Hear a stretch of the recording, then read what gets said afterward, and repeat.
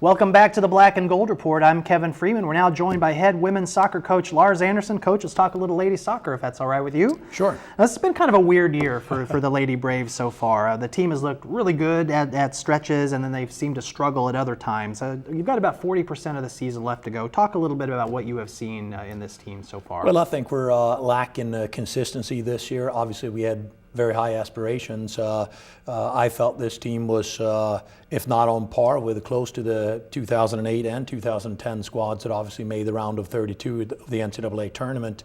And I still hold out hope, Kevin.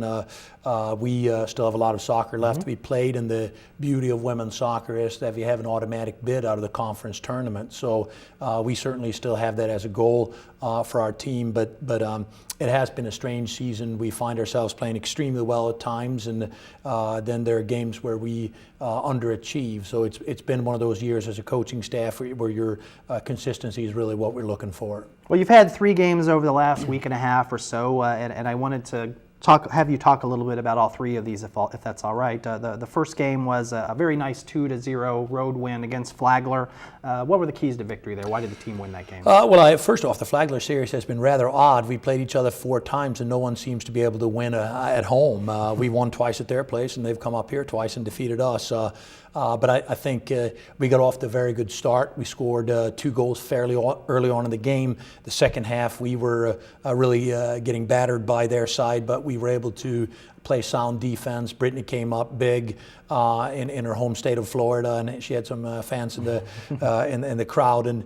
But it was really a team effort, and one of those good games this year, and a good win, 3 points in the Peach Belt. You bet. And you've had 2 games, both on the road since then. You played against Lander at their place in Greenwood, South Carolina. You lost 2-0 there. Lander is a team that's obviously very good in the Peach Belt. They're undefeated, although I hadn't checked their most recent score.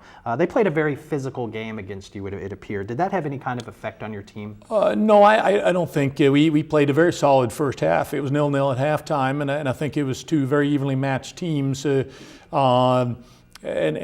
just got caught on a deflection on a free kick. We're down 1-0, and of course when you're down 1-0 you got to take some chances, and we started moving some players forward and got caught in transition. They scored a goal within the last 15 minutes of the game to go up 2-0. I give Lander a lot of credit.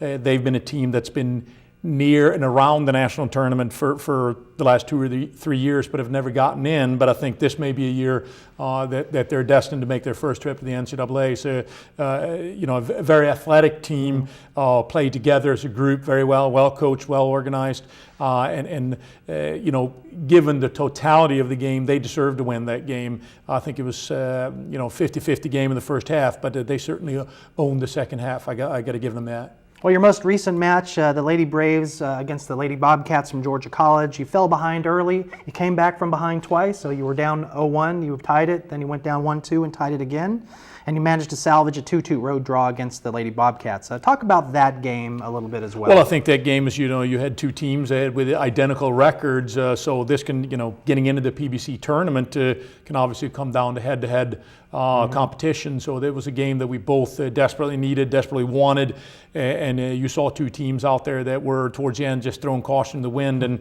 the end result was, I think they had 27 shots on goal, we had 26, and the game could have really gone either way, but it was sort of one of those games. In the end, it was let the dust settle, bring out the dead and look at the scoreboard and see what the end result was, and I think 2-2 was probably a fair result, taking the full 90 plus 20 minutes of extra time into account. Well, you've got about 45 seconds left here, and you've sort of answered this question already, but for the folks who might not be quite as familiar with soccer, how do strategies change when you're behind compared to strategies when you're ahead? Well, I think it depends on a little bit where you're at in the season, but we're at a point now that we find ourselves at 5-4-2, and usually we at this time of the year we usually won 7 or 8 games. We're absolutely holding nothing back. We fall behind, we're going to get numbers forward, and we're going to try to put a goal in the back of the net and get back into the game. So we play with a little bit of reckless abandonment, I guess, at this point in the season. All right, Coach, we're going to take our next break. We're going to come back. We'll talk a little more to Coach Anderson about the upcoming game against Chowan.